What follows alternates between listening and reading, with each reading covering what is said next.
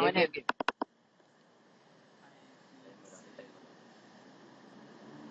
1, 2, 3, go. Good day, my fellow Biljans. About this up, And our beloved professor, the J.L. we are the team. I live out in Luz. I'm Mr. I'm Mitty Kusan. And I'm J.L. In this moment, we will present to you our proposed system. The easier management for data handling. and maximum efficiency. We post a DLSCSB Faculty Station online membership system. It is an automated system with combination database management system. Online management system. Why we should use a system like this? Maximize the opportunity for the professors to use the system easily applying the faculty members. It gives easy access to all the faculty members to reach out officers and staff of faculty association. It benefits the faculty members to associate comprehensively with other people in order for them to be informed about the purpose of forms in the LSCSB. It gives the positive credentials to all the members and officers of faculty association in terms of online membership application. It grants the user to access the system depending on their authority.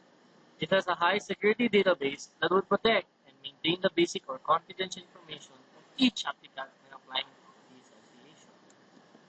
Our objectives: error reduction, Increase speed of activity. Increased speed of report. cost reduction, improvement of managing and planning control. Our proposed application system diagram. So as you can see, we have three characters containing FA admin, FA system, and FA applicant. The FA admin are in charge to post the complete detail in FA system and also approve or decline the application web form. So the FA applicant will fill up the application web form, pay the membership fee, and verify the application through email, and lastly, to log in the FA system.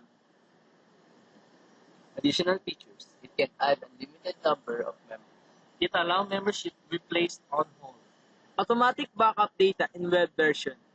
With report filter that allows sending of report in a specific person or group.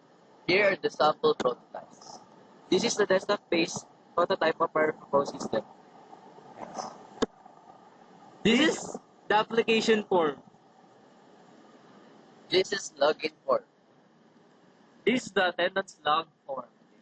This is the faculty leave request form. This is the faculty ID form. This is the personal data updates. Thank you. Thank you.